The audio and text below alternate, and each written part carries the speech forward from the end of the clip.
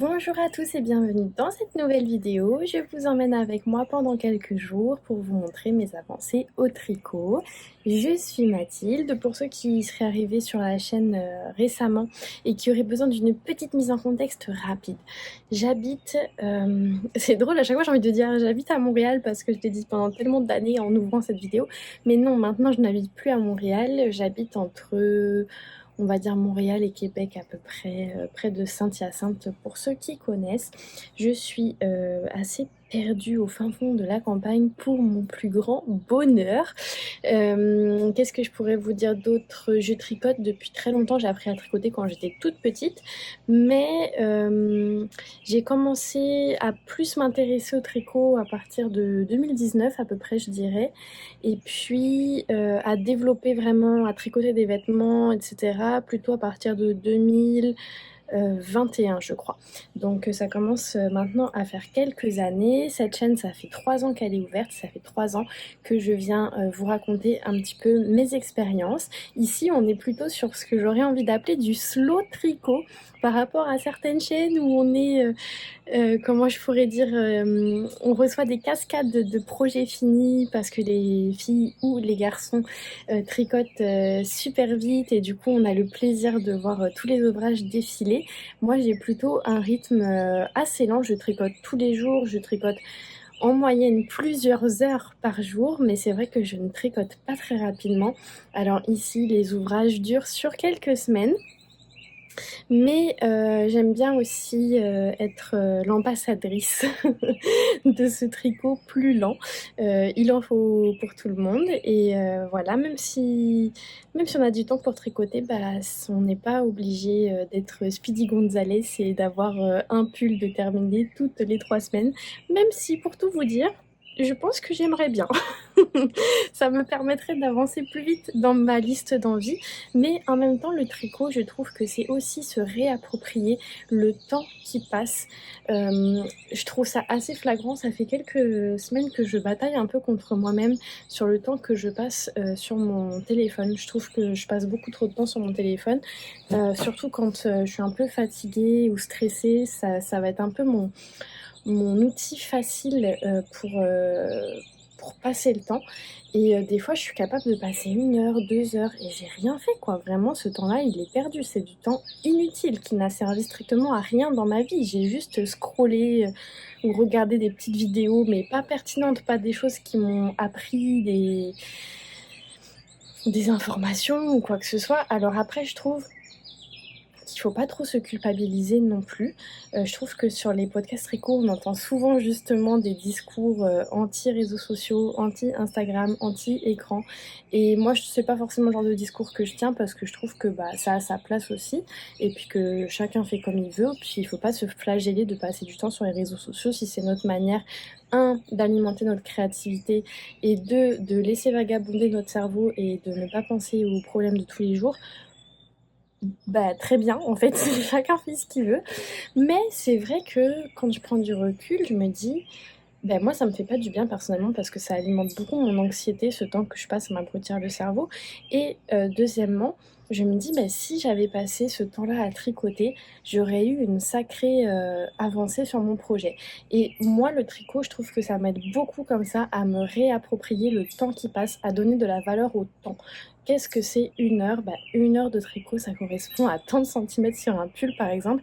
C'est idiot, mais ça me permet vraiment de m'ancrer en fait dans le présent, puis sur le long terme aussi, de me dire bah, ce tricot-là, ça m'a mis 1 mois, 2 mois à le faire, mais j'ai tricoté dessus un petit peu tous les jours et ça montre aussi que pour fabriquer des choses, bah, de manière artisanale, ça prend du temps en fait.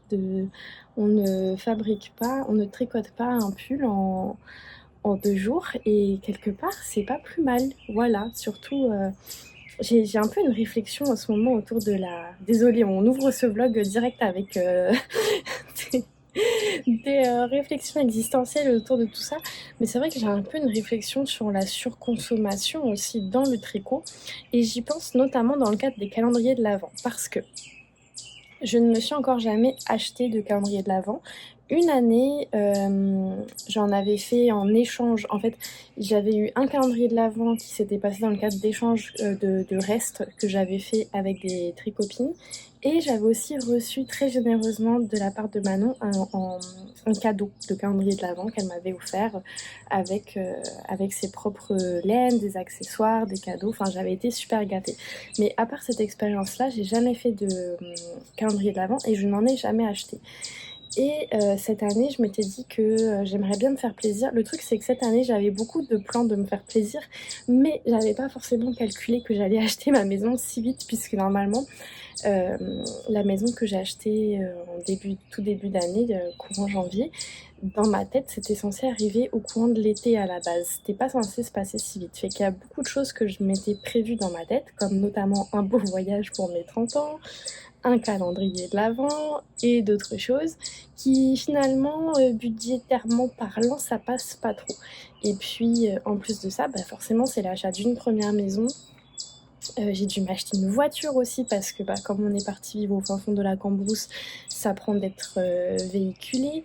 Et donc avec l'achat de cette première maison, forcément j'ai des grosses dépenses un peu tout le temps depuis le début de l'année. Tous les mois j'ai au moins une grosse dépense parce que c'est le début et voilà, ça petit à petit ça va se lisser dans le temps et il va y en avoir de moins en moins ou plus ponctuellement ou peut-être des plus grosses d'un coup mais pas tout le temps, et ça fait en sorte que du coup je suis obligée un petit peu de me réajuster aussi au niveau de mes habitudes et de mes envies, notamment au niveau du tricot.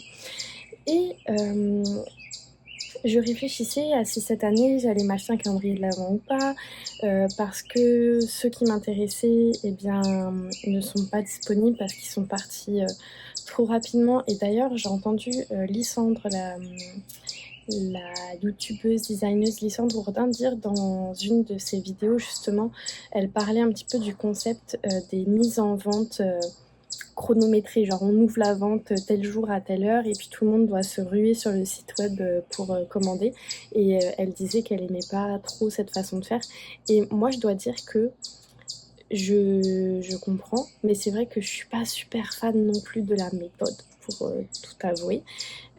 Et pour tout un tas de raisons, mais je pense pas qu'on va rentrer dans le détail là maintenant à ce sujet-là, sinon cette introduction va partir vraiment trop dans tous les sens.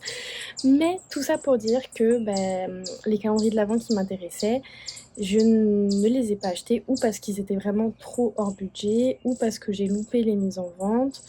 Et voilà, en même temps il n'y en avait pas 36 non plus, et actuellement je suis dans l'attente de voir ce que vont proposer quelques teinturières québécoises qui m'intéressent beaucoup.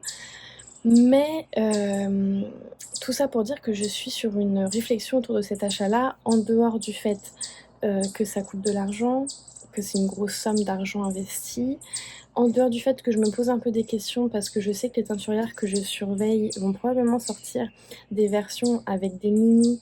Et moi, des mini, j'en ai beaucoup. J'en avais acheté pendant un moment. J'ai beaucoup de restes qui me restent justement de mes calendriers de l'Avent que j'avais fait, dont je viens de vous parler. Donc les mini, ça m'intéresse moyen parce que j'ai déjà beaucoup de petites quantités à passer. Donc est-ce que j'ai vraiment envie d'en avoir plus? Je ne suis pas sûre. Mais je me pose aussi une question plus sur le terme de la consommation, en fait, du fait d'acheter autant de laine au moment du calendrier de l'Avent. C'est vrai que des fois je trouve ça presque indécent. Puis il n'y a pas de critique du tout, mais sur certaines vidéos, sur certains podcasts, des fois on voit des personnes qui ont 1, 2, 3, 4 calendriers de l'Avent, et moi je me dis mais c'est pas possible, c'est trop arrêtez, c'est trop. Mais chacun fait ce qu'il veut, hein, je veux dire, il n'y a pas... Dans les faits, je m'en fiche, moi chacun fait ce qu'il veut, mais c'est juste que je me pose la question quand même de... Est-ce que c'est pas trop, ces histoires de calendrier de l'Avent? Est-ce qu'on a vraiment besoin d'avoir 24 cadeaux aussi, aussi gros, quoi, en attendant Noël, sachant que déjà Noël, c'est quand même déjà un esprit de consommation où on achète beaucoup, etc. Donc là, on se rajoute toute la période de l'Avent. Bref, je me pose tout un tas de questions autour de ça. Et en parallèle, je me suis dit, est-ce que plutôt que d'acheter quelque chose et d'ouvrir un cadeau tous les jours pendant un mois, est-ce que j'aurais pas plutôt envie de créer pendant un mois, vous voyez. Fait que là je me suis dit il faudrait que je me trouve un calendrier de l'Avent où je tricote en même temps ce que je reçois. Mais en fait je pense que c'est pas ça que j'ai envie de faire. Je pense que j'ai envie d'utiliser ce que j'ai et me créer un calendrier de l'Avent, mais plus sous forme de... En fait, je pensais notamment à des mysterical. Je me disais ouvrir un indice par jour, puis être dans un esprit de création avec ce que j'ai, plutôt qu'un esprit de consommation. Voilà toutes mes réflexions. Je vous en reparlerai peut-être un peu dans la vidéo que je vais finir par faire un jour sur mon stash et mes plans pour le restant de l'année. Donc je ne vais pas rentrer trop dans les détails sur mes idées par rapport à ça. Mais voilà, c'est un petit peu à ça que je pense en ce moment. Sinon, à la base, j'étais tout simplement en train de me présenter. Je suis future trentenaire à la fin de l'année. Dans ma vie, j'ai vécu en France jusqu'en 2018. J'ai fait mes études en France. J'ai fait un master de droit spécialisé en droit administratif et plus précisément en droit de l'environnement. Et après mes études, je suis partie vivre au Québec. J'avais rencontré en France quelques semaines avant de partir mon amoureux actuel, Loris, et notre histoire s'est construite après au Québec quand on s'est installé ici. Donc on vit actuellement tous les deux et on a un petit chat qui s'appelle Dobby et qui apparaît régulièrement dans ses vidéos. Aujourd'hui, je fais un travail de type administratif et c'est ce que je fais depuis que je suis au Québec et voilà, qu'est-ce que je pense que ça fait à peu près le tour. C'est ça, je parlais du tricot, c'est ça, ça fait à peu près le tour. Si vous avez des questions plus précises, vous me direz dans les commentaires, ça me fera plaisir de vous répondre. Donc en ce moment j'ai plusieurs tricots en cours, mais là dans les derniers jours ce qui m'occupe particulièrement c'est le Resort de Lucienne Tricotte que je réadapte un petit peu à ma sauce. J'avais une vision initiale mais qui évolue au courant du tricot, donc finalement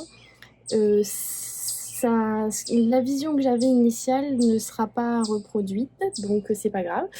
Le Resort que j'utilise comme base, mais les côtes sont un peu plus longues, je le tricote plus serré puisque je suis 2 tailles en dessous, ce qui a été recommandé par le patron. Je ne fais pas la fausse patte de boutonnage au milieu et je pense que c'est à peu près tout au niveau de mes modifications. Non, l'autre modification que j'ajoute, c'est que je fais des rangs raccourcis au niveau de la poitrine pour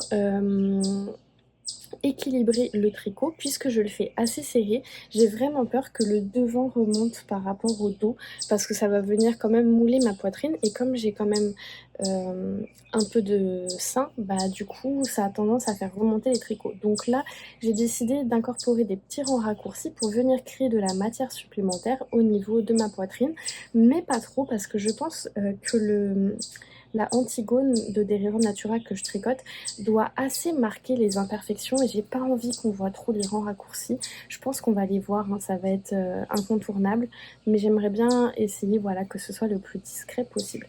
Donc je viens de faire aujourd'hui les fameux rangs raccourcis, sauf que comme je viens à peine de les faire, on voit pas trop encore pour le moment.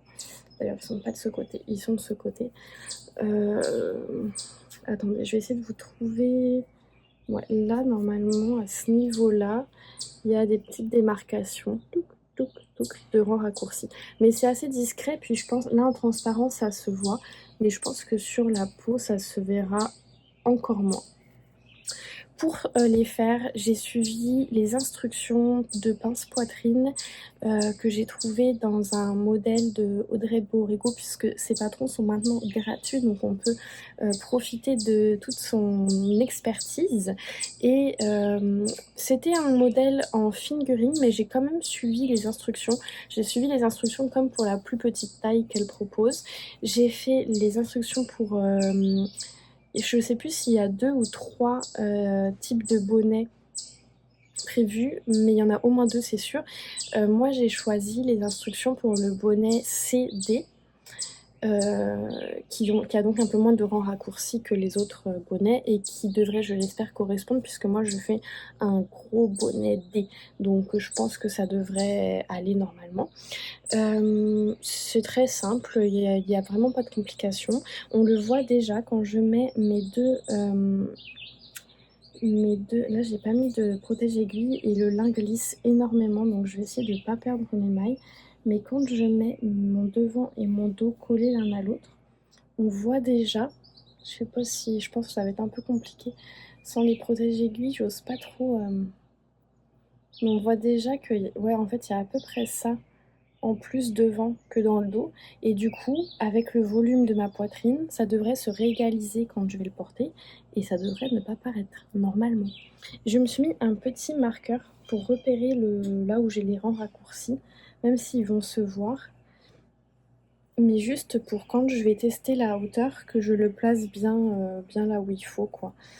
Pour que les rangs raccourcis se retrouvent à la bonne place après, puisque ça va dépendre de quand est-ce que je vais arrêter en fait à tricoter le corps et que je vais commencer à tricoter les petits triangles ici. Donc il faudrait que je fasse attention à ça pour que ça se passe au bon endroit et pas que les rangs raccourcis soient ni trop bas ni trop hauts par rapport à la forme de ma poitrine. Voilà. Ouais, ça fait beaucoup de blabla pour pas grand chose tout ça. Sur ces bonnes paroles, je vais vous laisser. Je ne sais pas encore ce que je vais faire de ma soirée, mais je vais peut-être tricoter un peu ou peut-être pas. J'essaye de me faire des petites pauses au tricot parce que je tricote un peu trop en ce moment et ça me crée des douleurs. Donc il y a ça, et il y a aussi le fait que j'ai tellement envie d'avancer sur mes projets que je me rends compte que des fois je tricote alors qu'en fait j'en ai pas tellement envie. Et du coup je trouve pas ça bien. Mais enfin, ça me fait toujours plaisir de tricoter, mais c'est juste que je me rends compte que des fois c'est plus par il faut que j'avance que vraiment par oh tiens j'ai envie de tricoter, vous voyez. Donc j'essaie de rééquilibrer ça aussi.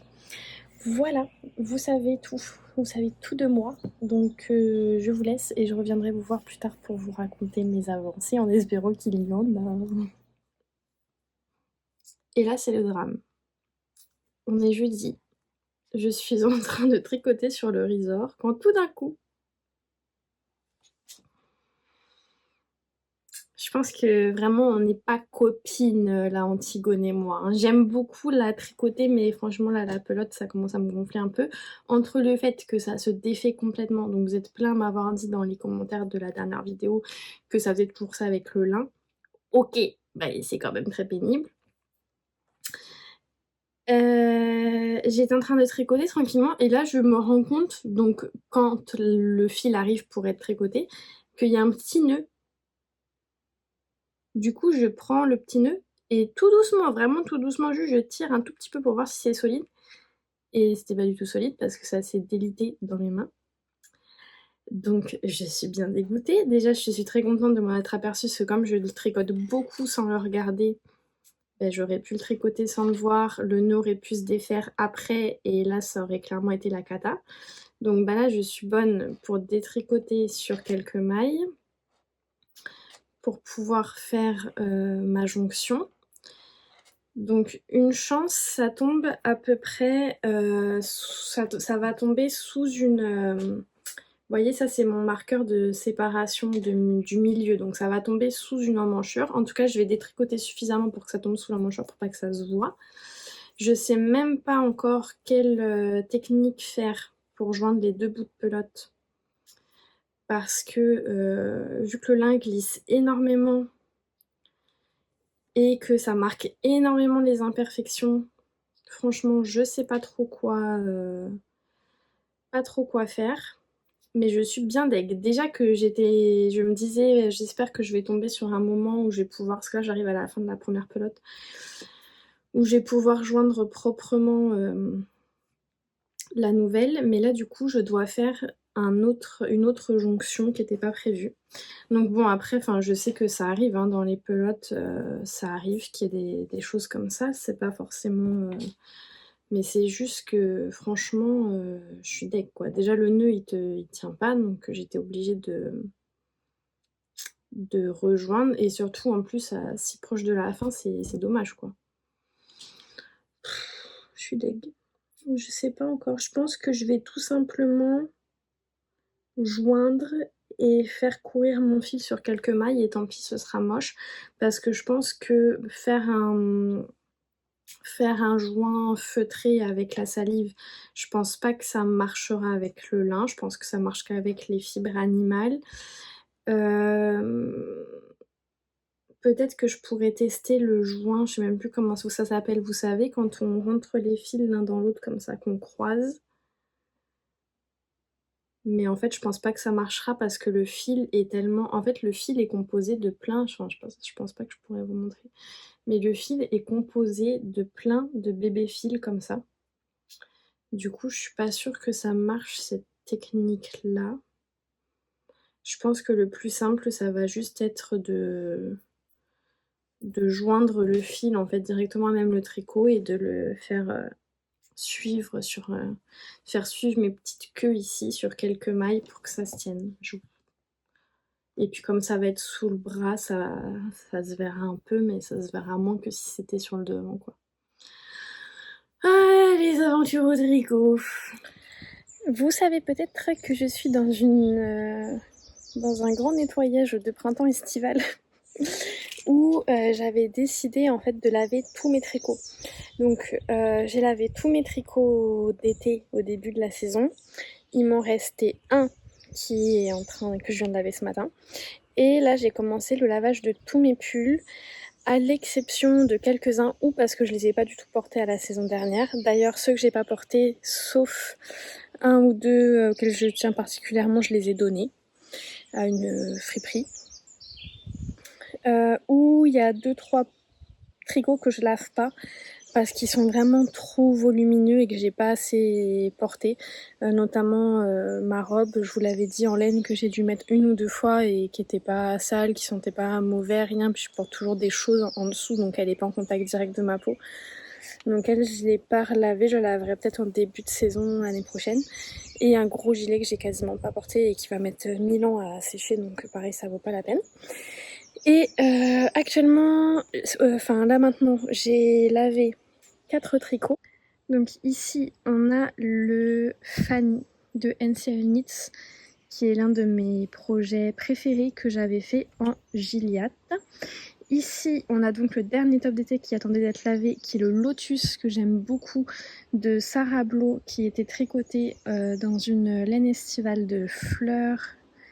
Comment elle s'appelle? Je crois que c'est Fleurs et Coton. Non, j'ai un doute, je me suis plus sûre du nom de la teinturière. Je vois très bien sa tête parce que je la vois à tous les festivals, mais j'ai un doute sur son nom. Mais toutes les infos sont sur Ravelry si ça vous intéresse, une teinturière québécoise. Ici, on a le Elton, fait principalement avec les laines du calendrier dont je vous ai parlé un peu plus tôt, que j'avais fait en échange avec des tricopines. Et les manches et le haut et le bas du corps sont faits avec de la laine de Telle Mère Telle Fille, qui est une teinturière québécoise. Et ici on a le modèle de Sarah Blo que j'adore aussi, qui est le Chanterelle, qui est disponible avec manche ou sans manche et que j'avais tricoté en drops. Et là je m'en étais jamais rendu compte, pourtant lui je le porte très souvent, tous les hivers je le porte vraiment souvent, je le mets tout le temps au-dessus d'un chemisier, et je m'étais pas aperçue qu'il avait feutré aussi au niveau des aisselles. Et je me dis c'est drôle parce que j'ai quand même beaucoup de tricots qui ont feutré au niveau des aisselles. Et c'est un truc que j'ai l'impression que j'en entends jamais parler dans les podcasts. Donc je me demande si c'est juste à moi que ça arrive. Pourtant lui je le porte toujours avec un chemisier en dessous. Donc je pensais qu'il y aurait moins de contact que, vous voyez, laine contre laine, quoi, quand on est avec un haut avec manche. Donc voilà, il me reste je crois 5 pulls à bloquer. Mais là j'ai plus vraiment de place pour bien les étendre. Et en ce moment à tremper, il y a aussi ma Sophie Hood que j'avais jamais bloquée. Donc elle, je vais la bloquer avec des peignes sur un tapis de blocage pour bien l'étendre parce qu'il lui manque un petit peu de... Enfin, ce serait bien qu'elle prenne un peu de place pour qu'elle soit parfaite. Et après, bah, malheureusement, je pense que ça va être tout parce que je vois pas trop où est-ce que je pourrais mettre les autres. Donc comme vous voyez, c'est les premières fois que je fais ça. J'avais déjà fait ça avec tous mes tricots d'été. Mais habituellement, je lave toujours mes pulls 1 à 1. Et je les étends bien par terre avec mon tapis de blocage et tout. Là, ça fait 2 fois que je fais ça un peu à l'arrache. Et comme la première fois j'ai pas eu de mauvaise surprise, bah là je retente en espérant que ça aille. Mais au pire, vous voyez, des fois, même si ça prend un petit mauvais pli, après quand je le porte dans l'heure, le mauvais pli s'en va, quoi. Ça se met bien, donc ça m'angoisse pas trop. Et voilà, je pense que ça va faire du bien à tout ce petit monde, les tricots d'hiver. Une fois lavés, je vais tous les mettre dans un, je sais pas trop, dans un placard, je pense. Moi, je les range pas dans des boîtes ou dans des sacs qu'on aspire et tout parce que comme c'est quasiment que du 100% laine, le 100% laine, ça a besoin d'air pour vivre. Donc je trouve que dans des boîtes hermétiques ou dans des sacs, c'est pas l'idéal, même si par contre c'est vrai que ça protège de la poussière, des mites, etc. Mais je pense que le mieux, ça reste encore de les stocker dans un endroit dans le noir, mais dans un endroit où il y a quand même de l'air, comme ouais, une armoire ou un truc comme ça. En tout cas, moi, c'est ce que je fais toujours pour mes tricots, en fait, peu importe que ce soit l'été ou l'hiver. Au pire, je les mets dans des sacs, mais des sacs ouverts, genre des grands sacs Ikea. Je mets tout ça et je me mets ça en haut d'un placard avec éventuellement une ou deux boules anti-mites, et puis ça passe la saison, voilà.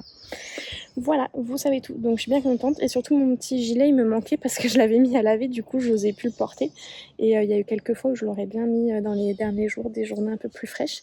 Et je suis très contente aussi de pouvoir remettre le lotus qui avait besoin d'être lavé avant de commencer sa saison. Voilà, vous savez tout. Bon, j'ai fait tourner les tricots avec le soleil. C'est de moins en moins traditionnel mon affaire.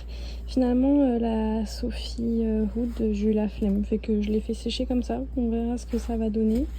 Le petit slipover, il est rendu sur un cintre parce qu'il est bientôt sec et qu'il n'y a pas trop de poils, donc il se déforme pas trop. Le gilet, je pensais qu'il allait prendre 100 ans à sécher, mais en fait il est bientôt sec aussi. Finalement j'ai rajouté mon Zweig qui est bientôt sec aussi, et enfin on a le petit Elton qui finit de sécher. Et là je me dis, s'il y a quelqu'un qui arrive à la maison, bonjour l'accueil. Est-ce que vos chats aussi ont une passion absolue pour vos tricots en laine? Parce que moi, Doudou, vraiment là, si je laisse poser un pull quelque part, c'est sûr qu'il se colle dessus. Si je mets quelque chose à bloquer, c'est sûr qu'il va se coucher dessus. Et là, son grand bonheur, c'est que ça fait un petit moment que j'ai ma collection de pulls que je dois laver qui traîne sur le canapé du bureau. Et genre, sa passion, c'est de venir faire sa sieste dessus. Donc je pense qu'il va être super triste quand je vais les avoir tous lavés et qu'ils vont être tous rangés. Je pense que je vais être obligée d'en sacrifier un ou deux pour lui laisser son petit cocon. Et ma maman m'avait crocheté un châle cet hiver. Et c'est devenu le châle de Doudou parce qu'il l'aime trop. Mais là, je me demande quand je les vois comme ça si je devrais pas lui tricoter une petite couverture exprès pour lui, genre avec mes restes. Genre un petit truc carré que je viendrais mettre ici par exemple pour remplacer mes tricots qui n'ont à la base pas vocation à être frottés contre mon chat plein de poils. Hein, Doudou? Ah là là.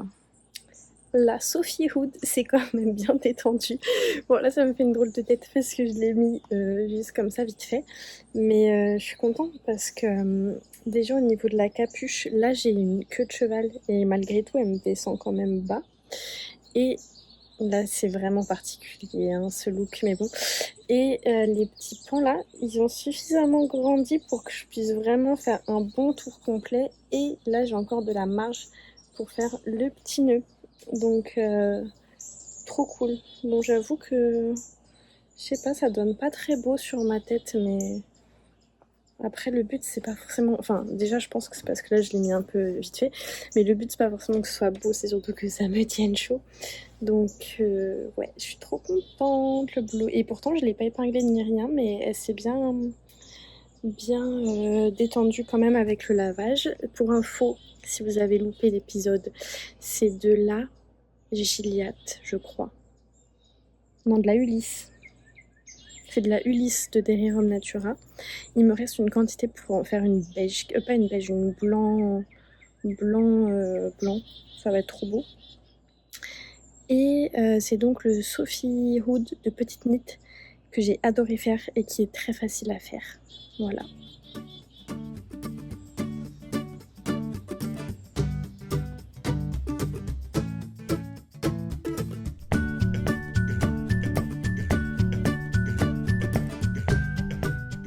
J'ai ce qu'on appelle communément un chat-chien.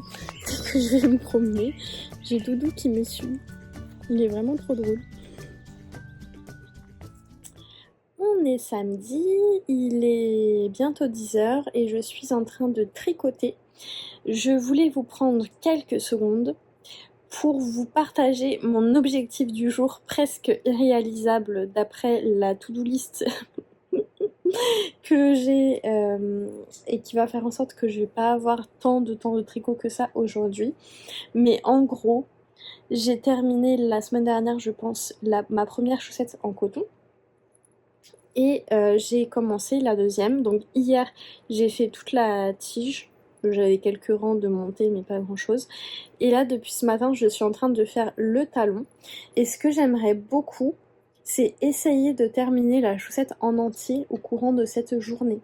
Voilà, donc c'est ce que je voulais vous partager. Et on se donne rendez-vous plus tard pour voir si j'ai réussi ou pas.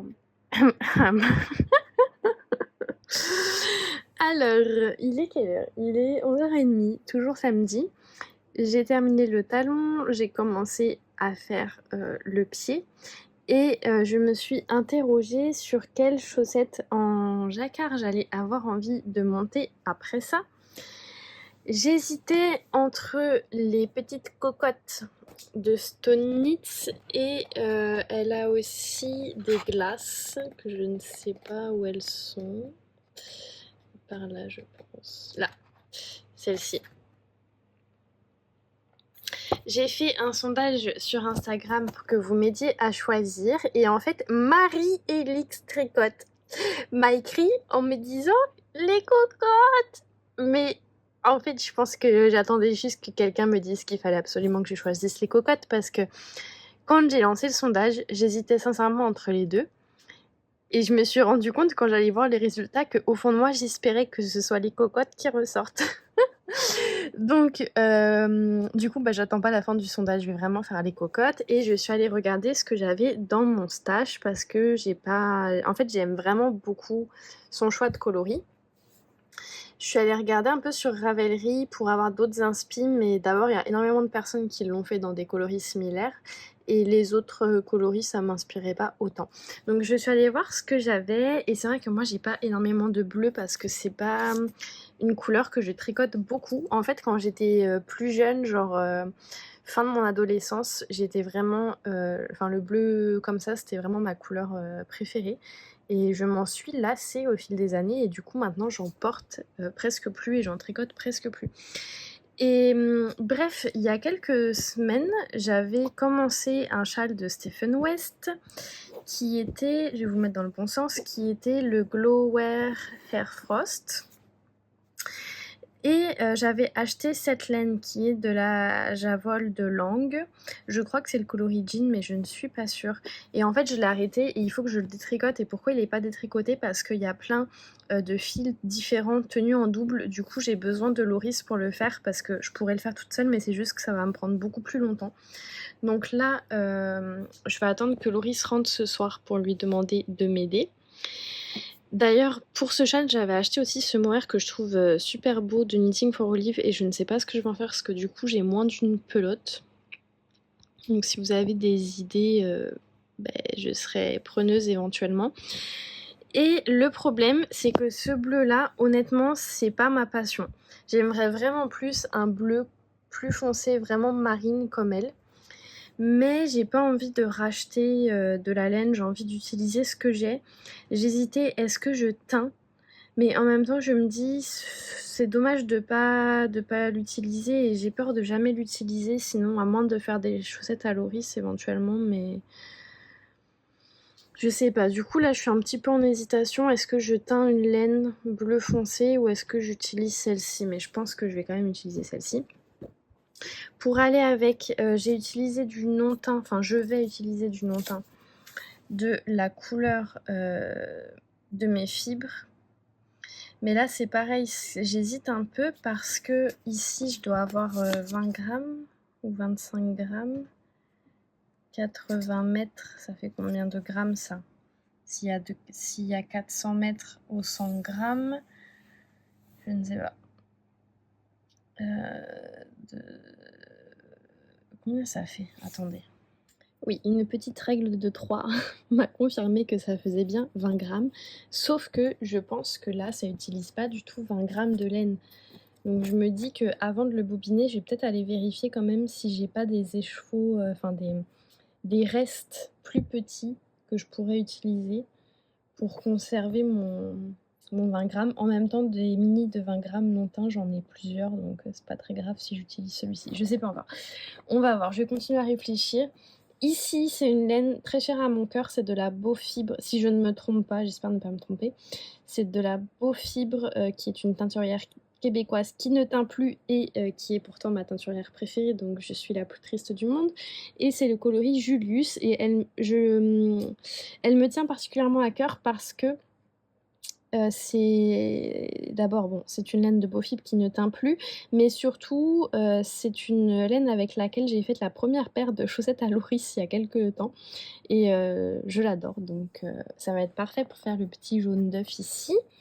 Ici, j'ai un petit rouge que j'avais dû utiliser à l'époque pour faire mes chaussettes bonhomme de neige, les chaussettes Gisurie de Élise d'Amour, qui va être parfait pour faire la petite crête et puis le petit machin là en dessous du bec. D'ailleurs, elle dit comment ça s'appelle dans son patron, mais j'ai déjà oublié. Et du coup, ce bleu là, voilà. Donc je pense que c'est ça ma vision du moment. On va voir. De toute façon, je peux pas le commencer avant demain parce que j'ai besoin de Loris pour détricoter ça et récupérer ma laine. Et j'ai pas trop envie de commencer par l'intérieur, donc ou alors je le fais tout au long de la journée, mais ça va vraiment me faire perdre du temps de tricot. Et je vais retourner fureter dans mes restes, voir si je trouve pas quelque chose de déjà entamé. Même pourquoi pas, ouais non ça c'est trop coloré.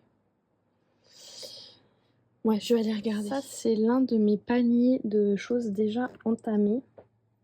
J'avais pensé à ça, mais ça, j'ai peur que les tweeds, ça fait en sorte qu'on voit pas bien les poules dans avec le bleu.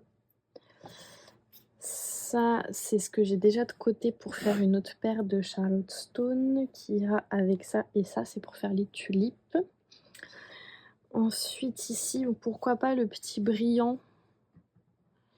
Mais pourquoi pas le petit brillant.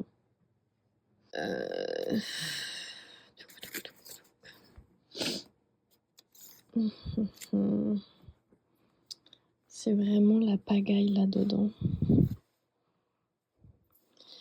Qu'est-ce qui pourrait aller?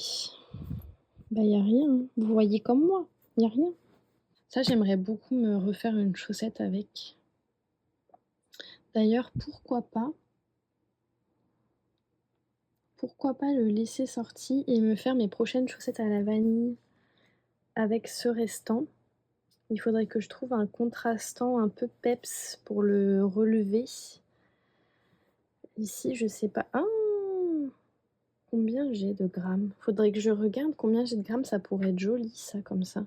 Lui, je me le garde pour faire les chaussettes tulipes, mais je pense que j'ai assez avec ça. Faudrait que j'aille peser. Je ne sais pas. Sinon, ce que j'aimerais, ce que j'hésite à prendre comme autorayant pour faire mes prochaines chaussettes à la vanille, c'est celle-ci, qui est de la Wool Bags, que m'a offert Daniel, si ma mémoire est bonne. Il y a un petit moment, j'aimerais beaucoup l'utiliser et je trouve que ça pourrait être sympa pour l'été. Voilà, bon ça on verra après, là on peut pas être partout. Et en termes de bleu, est-ce qu'il y aurait d'autres bleus? Ça j'en ai pas, ça pourrait peut-être aller. Faudrait que je pèse, mais je pense que j'en ai pas assez. Et en plus je suis même pas sûre que ce soit de la laine à chaussettes. Mais bon, je vais quand même aller peser au cas où. Et ça pourrait être sympa, mais pareil, je pense qu'il n'y en a pas assez. Et en plus, Charlotte, elle nous a dit un écheveau de 100 grammes de chaque. Elle nous a pas dit les vrais métrages dont on a besoin. Donc, c'est pas évident. Ouais, bon, voilà, je vais... Ça pourrait aller aussi. Le problème, c'est que tout ça, c'est des cadeaux des calendriers de l'Avent et j'ai pas... Enfin, ou j'ai perdu les étiquettes, ou il n'y avait pas les étiquettes. Et du coup, je ne sais plus si c'est de la laine à chaussette ou pas. Bon, on va y aller avec ça. Je vais vous donner des nouvelles. Donc atelier pesé. Ici... Ah oui d'accord, ok, là on a quasiment 100 grammes de laine. Oui donc clairement même si j'ai pas... Ouais avec ça j'ai assez pour faire des contrastants. Et au pire je peux toujours aller piger dans le 100 grammes parce que j'aurais pas besoin de 100 grammes pour faire mes chaussettes tulipes. Ça je vais le garder de côté. Ça 26 grammes, je pense que ça pourrait peut-être passer. 21 ça risque d'être léger. 21 ça risque d'être léger. Peut-être lui pourrait passer pour faire les... Ça risque d'être juste quand même, hein, sachant qu'on fait le talon. Ouais, je pense que je prendrais pas le risque. Il y a trop de risques que je manque de laine, parce qu'il n'y a pas de contrastant. Donc, je pense que... Ouais, non, je prendrais pas le risque. Je vais rester sur mon autre bleu. Et là, combien j'ai? Bon, ça, j'ai largement assez pour faire les petites cocottes et puis le blanc d'œuf. Les amis, l'heure est très grave. On est samedi, il est 14h13 et je pars précipitamment de chez moi parce que il y a à peu près 15 minutes, je me suis rendu compte qu'avait lieu aujourd'hui jusqu'à 16h un congrès du Cercle des fermières du Québec qui semble avoir un peu l'air d'un mini festival dans le sens où de ce que je comprends il y a des exposants laineux quoi. Je pense que c'est plus petit qu'un festival mais c'est à Saint-Hyacinthe en fait, c'est à 25 minutes de chez moi donc je peux pas ne pas y aller. Désolée si vous m'entendez pas bien mais ma clim est cassée, du coup je dois rouler les fenêtres ouvertes pour ne pas mourir sous les 40 degrés actuels. Donc je vous dis pas que quand j'ai vu ça, en 15 minutes j'étais lavée, habillée, coiffée, maquillée, tout ce qu'il faut et en route pour m'y rendre. Donc je sais pas du tout si ça va valoir la peine. En fait depuis hier j'y pense parce que j'étais sûre que ça avait lieu ce week-end et je trouvais pas l'info sur les réseaux sociaux. Du coup je me suis dit bah ou ça n'a pas lieu ce week-end ou c'est pas ouvert au public comme c'est un truc un peu associatif. Et là je traînais sur les réseaux, comme quoi des fois traîner sur les réseaux ça a du bon. Et j'ai vu quelqu'un qui mettait dans un groupe de tricot oh je reviens du cercle des fermières à Saint-Hyacinthe, c'était super et tout. Du coup j'ai fini par trouver la publication Facebook du cercle des fermières parce que sur le site web j'avais pas trouvé l'info et ça a l'air que c'est ouvert au public et qu'en effet il y a quand même quelques exposants que je connais quoi, donc du coup c'est trop bête, c'est juste à côté de chez moi donc je vais aller y faire un tour, on va voir, j'espère qu'ils vont me laisser rentrer. Je suis rentrée il y a quelques minutes, j'ai pris le temps de redescendre en température parce que vraiment la voiture sans clim de cette chaleur c'est un cauchemar, surtout que j'ai ma fenêtre côté passager qui ne s'ouvre pas non plus donc on manque d'air là-dedans quoi. Bref, j'ai pas vraiment pris de vidéo si ce n'est un petit aperçu parce qu'en fait j'étais trop mal à l'aise. J'étais trop mal à l'aise de filmer parce qu'il n'y avait pas beaucoup de monde, du coup j'avais l'impression que... Enfin je sais pas, j'étais pas à l'aise de filmer donc je ne me suis pas forcée. C'était sympa, c'était pas très grand mais c'était très chouette, très agréable, il y avait pas mal de laine. Je pense peut-être pas plus, mais bien la moitié des exposants c'était de la laine. Le reste c'était autour de la couture, broderie, courte pointe, etc. Tissage. C'était très joli, il y avait toute une partie exposition des différentes régions j'avoue que je connais pas exactement trop comment ça se passe les cercles de fermières. Mais de ce que je comprends, il y a un cercle par région plus ou moins. Je ne sais pas. Mais en tout cas, il y avait des expositions des différents groupes de cercles de fermières. Avec donc du tissage, du tricot, de la broderie, et c'était très joli. Au niveau des exposants en laine, encore une fois, je ne vous regarde pas parce que je suis en train de tricoter en même temps. Au niveau des exposants en laine, je connaissais presque tout le monde, je pense. Des gens que j'ai l'habitude de voir en festival. Et c'est pas vrai, il y avait peut-être quand même alors Et je pense que je connaissais presque tout le monde, mais il y a peut-être certains que je ne vais pas voir en temps normal et que là du coup je suis allée voir vu qu'il y avait beaucoup moins de monde, enfin beaucoup moins d'exposants, donc j'avais le temps de d'aller regarder tous les stands quoi. Mon attention a été retenue par deux entreprises. Une entreprise de Pointe-Croix, je vous mets ici les coordonnées, les informations. J'ai beaucoup aimé, j'ai pas acheté parce que moi j'ai déjà un point de croix en cours depuis plus d'un an sur mes aiguilles, si ce n'est pas plus. Et du coup, comme j'en fais pas beaucoup, je vois pas l'intérêt d'en racheter tant que j'ai pas fini celui que j'ai. Mais j'ai pris la petite carte pour me rappeler de son nom quand j'aurai envie de m'en acheter un autre. J'ai bien aimé, de ce que j'ai compris, elle fait elle-même ses dessins. Il y avait notamment un pot de Nutella en dessin, trop beau, enfin trop beau, et comme je sais que c'est pas bon ni pour la santé ni pour la planète, mais je dois avouer que je suis quand même une génération Nutella, donc j'étais à deux doigts de l'acheter, honnêtement. C'est pas que je pense que c'est pas cher hein, par rapport en termes de rapport qualité-prix, c'est pas cher, mais par rapport à l'argent que moi j'étais prête à mettre dans ça alors que j'en ai pas besoin et que c'est pas une passion pour moi, c'était un peu trop cher par rapport à ce que j'aurais eu envie de payer. Mais comme je dis, par rapport à la qualité, c'était le juste prix, il n'y a pas de problème là-dessus. Mais du coup, je l'ai pas acheté, mais c'est pour ça que j'ai pris la carte pour me souvenir de son nom quand j'aurai envie d'en acheter, parce que j'ai trouvé ça très, très sympa. Et l'autre boutique, là j'ai acheté, c'est les Couleurs du Temps. Je suis pas sûre à 100% de les avoir déjà vus en festival. Ce que j'ai bien aimé, c'est que je trouvais que leur coloris se démarquait vraiment par rapport aux autres. Alors, par rapport aux autres, c'est pas vrai, parce que chacun a son univers. Mais en tout cas, ils avaient des couleurs très tranchées, très vibrantes.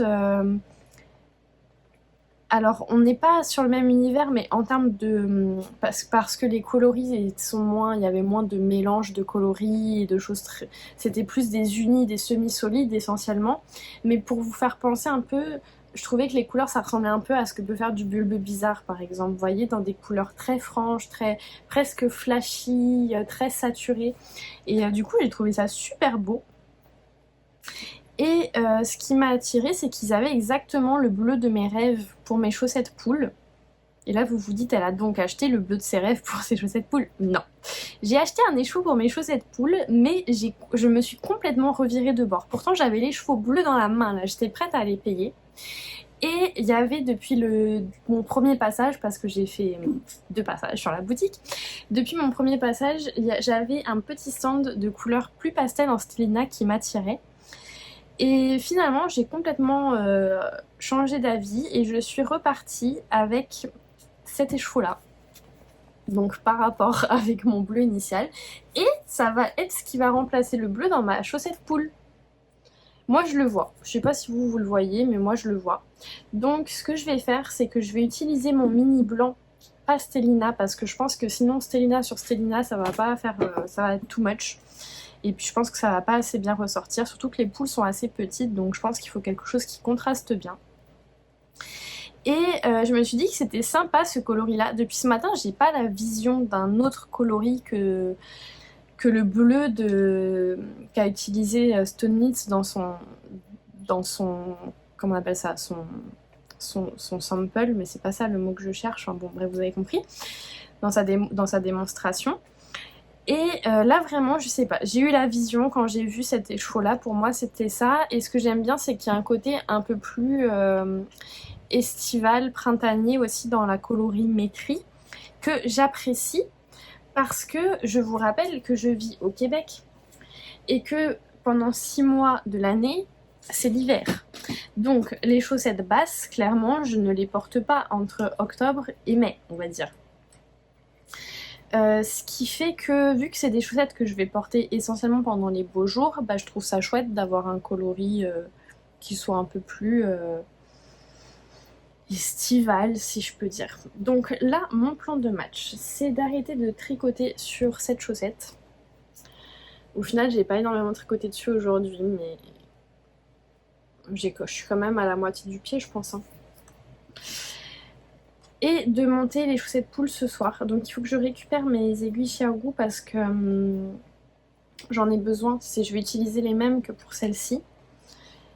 Et j'ai 2 paires en 2.5, mais l'autre paire c'est du bambou et j'aime pas tricoter avec mes aiguilles en bambou. Je les garde que pour d'extrême urgence. Et donc je pense que je vais lancer la chaussette poule et ma chaussette comme ça. Je vais l'emmener demain, je crois, pour ma petite fête familiale. Comme ça, je la tricoterai pendant la journée et potentiellement sur la route du retour parce qu'il y a quand même de bonnes chances pour que je ne... Parce qu'en fait, si vous voulez tout savoir, puisque je suis dans mes histoires de racontage de vie, c'est que ça va faire 1 an à la fin du mois de juillet que j'ai mon permis de conduire et ça fait 2 ans que je conduis puisque avant d'avoir mon permis, j'ai eu 1 an d'apprentissage, mais du coup je conduisais, il fallait que je sois accompagnée, mais je conduisais. Ce qui veut dire que les 5 premières années de ma relation avec Loris, c'est Loris qui conduisait tout le temps. Et maintenant, j'ai un peu le retour de bâton où c'est très souvent moi qui conduis. Mais le problème, c'est qu'avant, quand j'avais pas le permis, c'était bien parce que je pouvais tricoter pendant les trajets. Que maintenant, comme je dois conduire, bah, je peux plus tricoter. Pour mon grand malheur. Mais pour sa décharge, 1, j'aime bien conduire. 2, j'ai une conduite beaucoup plus économique que Loris. Et écologique du coup. Genre vraiment pour vous dire, sur un plein, entre lui et moi, selon qui a conduit la voiture, il y a 150 km d'autonomie de différence. Fait que c'est mieux quand c'est moi qui conduis. J'ai une conduite beaucoup plus sécuritaire que Loris et je fatigue moins vite que Loris. Et il y a aussi le fait que souvent Loris, mettons, enfin ça dépend, mais enfin ça dépend. J'allais dire comme par exemple mardi, je sais plus si je vous ai dit qu'on allait à un festival. Genre on va aller après le travail et lui il aura déjà probablement conduit presque 2 heures dans sa journée pour faire son aller-retour au bureau alors que moi non vu que je travaille de la maison donc du coup je serais fatalement moins fatiguée que lui. Mais bon bref, demain, enfin le truc c'est que comme j'ai mon permis depuis 1 an, je n'ai pas le droit, j'ai une tolérance 0 au niveau de l'alcool les 2 premières années.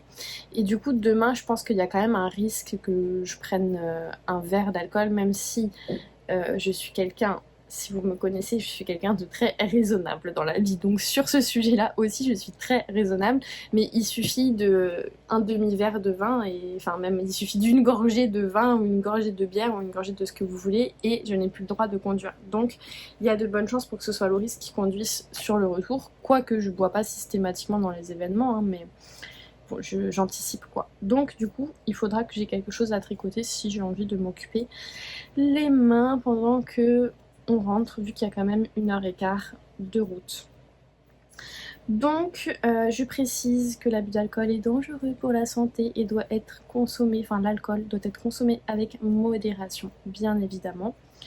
Et ce n'est pas, je ne le dis pas juste... par obligation, mais aussi parce que je le pense.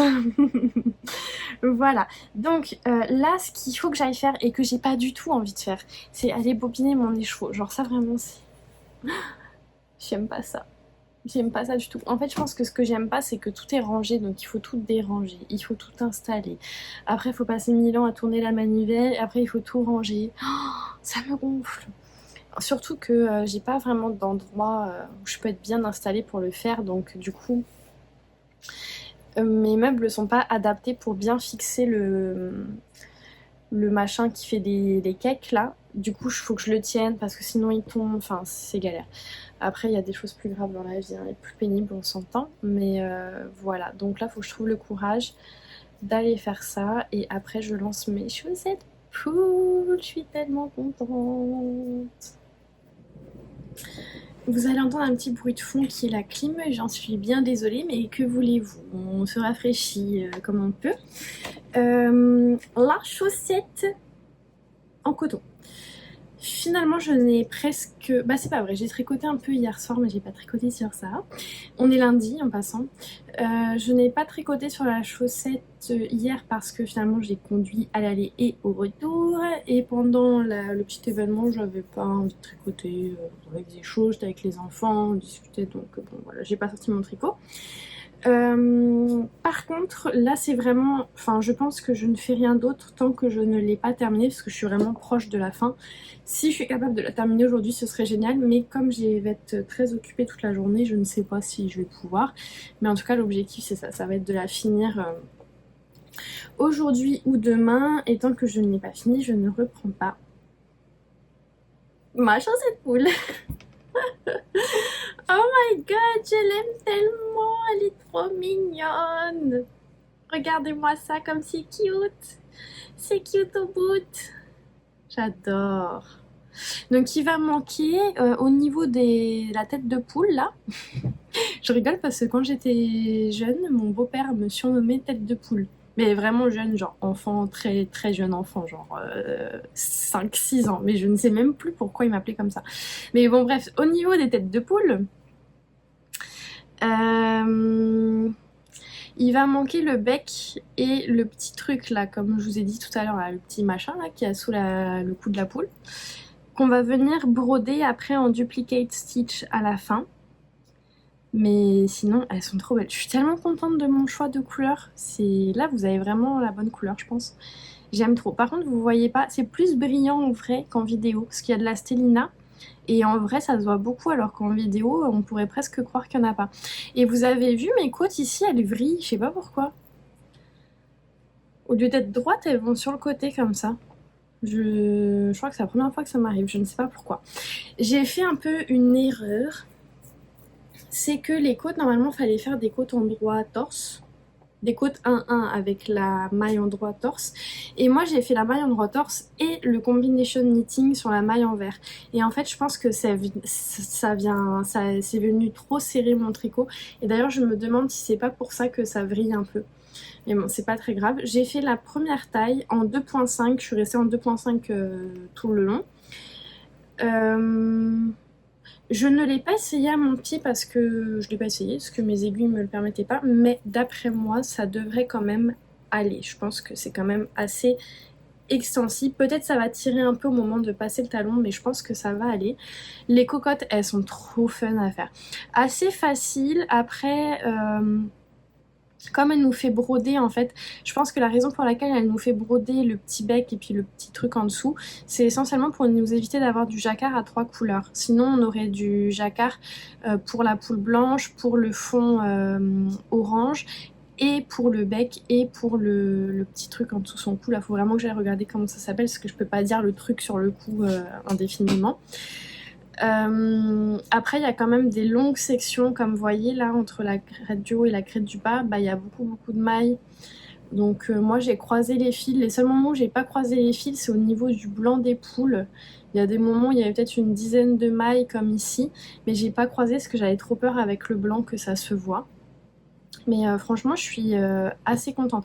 Moi je suis pas la reine du jacquard. En fait c'est drôle, plus je prends de l'expérience et moins je suis bonne. J'étais bien meilleure au début où je faisais du jacquard, quand je connaissais beaucoup moins d'astuces et que je faisais ça de manière beaucoup plus intuitive et j'avais pas de problème. Et là que je me torture l'esprit à essayer de pas trop serrer mes fils, à tricoter sur l'envers, à calculer quand est-ce que je croise et blablabla et blablabla, et bah du coup maintenant mes jacquards sont vachement plus serrés et moins flexibles qu'avant. Donc là j'essaye de revenir un peu au tricot intuitif, mais voilà, j'ai suivi, moi qui haïs faire les talons à gousset, là j'ai suivi la proposition du patron parce que je pense qu'un talon à rang raccourci aurait un peu déformé le jacquard, comme le jacquard est très proche du pied. Je trouve que les talons à rang raccourci, comme ça a tendance à un peu plus serrer au niveau du coup de pied sur l'avant parce qu'il y a un peu moins d'espace que pour les talons à gousset, et du coup je trouve qu'avec le jacquard ça a tendance à le déformer un petit peu. Donc j'ai respecté, et puis je trouve que même si je n'aime pas les faire, c'est d'après moi le talon, alors j'en ai pas testé 50 non plus, mais des talons que je connais, c'est je trouve les talons les plus confortable, ou en tout cas qui épouse le mieux la forme du pied. J'ai pas trouvé ça si désagréable à faire, d'ailleurs je suis toujours dans le gousset. On va avoir un petit motif sur l'avant du pied mais très simple à faire, ce qui fait que ça va vite devenir des... En fait c'est déjà devenu des chaussettes zéro cerveau. Mais ça je n'y touche plus tant que j'ai pas terminé la rose. Voilà. Le resort, je vous montre pas parce que j'ai pas vraiment avancé dessus. Là, ce que je me suis dit, c'est que j'avance ma chaussette rose et après je le reprendrai. J'aimerais bien le terminer parce que il me reste pas beaucoup de travail à faire dessus. Donc, ouais, quand dans la semaine, là, je vais le reprendre et je vais le finir, je pense. Comme ça, ce sera bien. Voilà. Donc, vous savez tout. Pour terminer cette vidéo, j'aimerais dire un grand merci à toutes les personnes qui ont passé commande sur la boutique en ligne. Chaque commande me va droit au cœur. Pour moi, c'est vraiment une marque de soutien que j'apprécie énormément. Je prends beaucoup de plaisir à vous fabriquer ces petits lots surprises là. Si vous êtes intéressé, je vous conseille de passer commande assez rapidement parce que la disponibilité de mes produits diminue grandement. Donc je ne suis pas sûre de pouvoir proposer ces pochettes pendant encore très longtemps et notamment les thèmes qui sont disponibles actuellement vont sûrement bientôt disparaître parce que j'arrive proche de la fin de mes stocks et ça me permet pas forcément de répondre en fait aux différents thèmes que j'avais élaborés. Donc pour rappel, pour ceux qui n'avaient pas eu l'information, j'ai donc une boutique en ligne d'accessoires que j'ai montée l'année dernière je crois et elle est en stand-by depuis plusieurs mois parce que j'ai décidé de ne plus investir de temps dessus. Pour le moment, peut-être que ça reviendra un jour, mais en tout cas pas à court terme.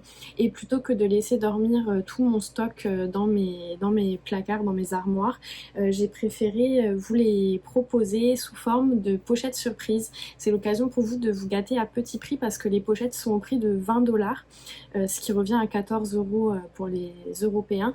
Et à l'intérieur, vous avez une valeur minimale de produit de 40$, du double en fait. Donc premièrement ça permet de se faire plaisir à plus petit prix et j'aimais bien aussi le concept de ne pas forcément choisir ce qu'on allait recevoir et vraiment de recevoir un cadeau surprise. Ça peut être sympa aussi si vous préparez des calendriers de l'Avent pour vous-même ou à offrir. Ça peut être l'occasion de passer une commande sans savoir ce que vous allez découvrir à l'intérieur de la pochette. Si vous faites ça par contre faites attention parce que les produits ne sont pas emballés individuellement. Donc quand vous allez ouvrir l'enveloppe, vous allez tout de suite avoir tous les produits qui vont être là. Donc peut-être si vous voulez vous les offrir dans un calendrier de l'Avent, demandez à quelqu'un de vous les mettre individuellement dans des paquets qui ne vous permettent pas de voir le contenu. Ou même éventuellement vous pouvez m'écrire, je sais pas vraiment si ce serait réaliste, plus par rapport au poids final du paquet parce que je suis limitée sur le poids des enveloppes. Mais c'est ça, vous pourriez donner l'enveloppe à un proche et demander d'emballer individuellement les petits accessoires avec un papier pour pas voir à l'intérieur. Ça peut être une bonne option, ça peut être une bonne option pour se faire plaisir avant les vacances aussi. C'est vraiment tout mon stock, hein, donc il y a vraiment de jolies pièces, il y a des pièces que vous n'avez jamais vues parce que il y a beaucoup de choses que j'avais fabriquées pour les festivals l'année dernière et que je n'ai jamais mis en ligne sur le site. Dans les pochettes surprises, je vous ai préparé un petit lot aléatoire qui n'existe pas là, juste comme ça, enfin qui n'existe pas, c'est pas qu'il n'existe pas, mais c'est qu'à chaque commande je fais un lot personnalisé pour la commande. Je prépare pas les lots d'avance et là j'en ai préparé un pour vous montrer un petit peu qu'est-ce que ça peut donner en sachant que ça dépend de la disponibilité des stocks. Donc ce que je vous montre aujourd'hui, peut-être que dans quelques jours il y aura par exemple je mets des câbles comme ça pour mettre les mailles en attente. Peut-être que dans quelques jours je n'en aurai plus de disponible et que je le remplacerai par autre chose, mais c'est pour vous donner une idée de ce que vous pouvez retrouver dans ces pochettes là. Donc actuellement vous pouvez trouver donc un petit câble en silicone pour mettre vos mailles en attente, c'est super pratique. Moi je n'utilise plus que ça, j'adore le concept. Je sais que tout le monde n'est pas fan, mais je me demande si les gens qui ne sont pas fans ont vraiment utilisé des câbles en silicone et pas des Scooby-Doo, parce que les Scooby-Doo c'est pratique mais la matière, c'est pas la même chose et je trouve que ça glisse moins bien que sur les câbles en silicone, ça se déforme plus, ça tient moins bien au bout de l'aiguille. Donc si vous n'avez pas testé, moi je vous conseille vraiment de tester les câbles qui sont faits pour ça, qui sont faits pour ça. En général, je vous mets toujours deux petites perles pour bloquer vos aiguilles. Comme ceci, vous savez, on met ça au bout des aiguilles et ça permet, que les aiguilles ne percent pas les sacs à tricot qui sont trop fins, et deux, surtout de ne pas perdre vos mailles. Et ces petits bloqueurs là, ils vont sur des aiguilles assez fines. Je crois que ça descend jusqu'à 2,75 ou 2,5. Attendez, j'ai des 2,5 là, je vais les tester. Je pense que c'est surtout 2,75. Vous voyez là sur mes 2,5, je peux quand même les mettre pour bloquer. Par contre, il y a un petit bout de l'aiguille qui dépasse, mais ça pourrait quand même permettre d'éviter que mes mailles sortent de ma chaussette. D'ailleurs, ils sont vendus aussi individuellement sur le site. Si vous en voulez, je me suis réapprovisionnée de cette petite perle là parce que je sais qu'elles vous plaisent. Ensuite, vous pouvez avoir d'autres petites choses comme là par exemple des petites étiquettes à coudre sur vos tricots. Je vous mets, donc là je suis en train de vous fabriquer ça en ce moment, enfin pas là tout de suite maintenant mais dans les derniers jours, des petits lots comme ceci, thématique ou non, avec un anneau Progress Keeper et un petit porte-clés comme ça avec des petites breloques que j'ai en stock. Et puis vous avez systématiquement au moins 10 anneaux marqueurs, donc 2 lots de 5 anneaux marqueurs ou un lot de 5 anneaux marqueurs et un contrant. Donc par exemple, vous pourriez tomber sur ce joli petit lot d'anneaux marqueurs. J'essaie de vous le mettre droit pour que vous puissiez bien voir. Ça fait partie de mes préférés, les petites fleurs comme ceci. Attendez, on va tenter. Ok, bon là ça se cache un peu, mais vous avez voilà les 4 petites fleurs avec le petit Progress Keeper comme ça. Et pourquoi pas un petit contrant. Ça c'est mes mini contrans à chaussettes, ils sont super pratiques, des anneaux de petite circonférence pour aller sur les projets avec des fines aiguilles. Et vous avez le 5e anneau qui est différent des autres pour faciliter. Vous voyez, le 5e c'est un petit doré, enfin un doré, comme un petit peu pailleté. Je sais pas si on peut voir en vidéo par rapport aux autres, ce qui facilite un petit peu le repérage, avec évidemment un petit Progress Keeper pour marquer les dizaines. Actuellement dans les thèmes, donc vous avez surprise, donc ça c'est aléatoire, il n'y a pas de thème particulier qui en ressort. Vous avez un thème sur l'univers de la mer, donc ça peut être des pieuvres, des crabes, des étoiles de mer, ce genre de choses. Vous avez dans l'univers de la magie, ça je pense qu'il m'en reste presque plus, faudrait que je regarde. Donc c'est un univers un peu mystique avec des lunes, avec ça peut être un peu sur le thème école de magie, avec des chapeaux de sorciers, des dragons, des chouettes, ce genre de choses. Vous avez un thème gourmandise où vous pouvez avoir des marqueurs donuts, burger, des petites coupes de vin, café, voilà ce genre de choses. Vous avez un marqueur floral où là vous pouvez avoir des petites fleurs, des petits papillons, des petits oiseaux. Vous avez un thème chat, donc là c'est pareil, les chats je crois que j'en ai presque plus. Il faudrait que je regarde si j'ai de quoi en fabriquer de nouveau, sinon je vais devoir supprimer le thème de la disponibilité sur le site. Chien pareil, j'en ai que 2, il m'en reste 2. Et je crois que j'ai fait le tour des différents thèmes, à savoir que les thèmes, donc magie, mer, chat, gourmandise, etc., c'est applicable seulement pour les lots d'anneaux marqueurs, donc les 10 anneaux marqueurs ou 5 anneaux marqueurs plus les contrans, mais pas pour les petits accessoires à côté. Voilà, je pense que ça a fait le tour. Les frais de livraison au Québec, pour moins de 40 $, ils sont de 2,50 $. Il n'y a pas de taxe applicable sur votre commande. Et après 40 $, c'est gratuit. Pour Et je crois que pour les États-Unis, non, je sais plus, je vais pas dire de bêtises que je me souviens plus. Mais en tout cas, ce que je me souviens, c'est que pour la France, c'est 11,50 $ les frais de livraison. Mais à savoir que du coup, comme la pochette vaut 20 $, vous avez 11,50 $ de frais de livraison, ça vous fait un total payé de 31,50 $, mais vous avez au moins 40 $ de produits à l'intérieur. Donc même avec les 11,50 $ de frais de livraison, vous êtes quand même en dessous du prix réel du contenu que vous allez recevoir. Donc ça peut quand même être intéressant. Voilà. Quoi vous dire d'autre? Si vous avez des questions, des demandes précises, par exemple, vous choisissez... je dis par exemple pochette surprise, mais vous aimeriez bien avoir un contrant, dites-le moi si je peux, des fois je peux pas, mais si je peux, si j'en ai en stock, je vais faire en sorte de répondre à votre demande, ou si vous préférez, je sais pas moi, plutôt des marqueurs dorés, plutôt des marqueurs argentés,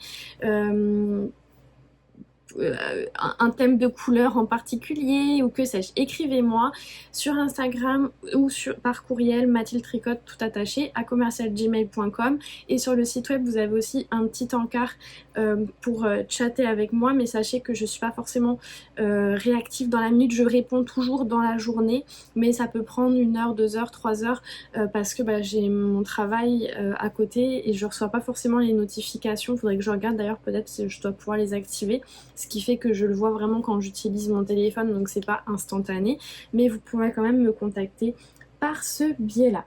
Voilà, je pense que vous savez tout. Donc sur ces bonnes paroles, je vais vous laisser ici. Encore un grand merci à toutes les personnes qui ont passé commande jusqu'à présent.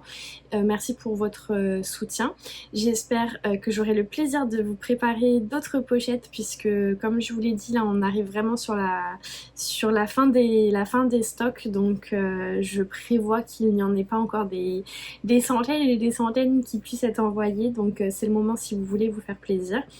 Je vous souhaite un bon tricot. Dites-moi en commentaire, est-ce que vous tricotez pendant l'été? Est-ce que vous tricotez seulement des pièces estivales, ou est-ce que ça vous empêche pas de tricoter des gros projets en laine? Ça m'intéresse de savoir. Je sais qu'il y a plusieurs personnes qui l'été mettent sur pause carrément le tricot. Je trouve ça...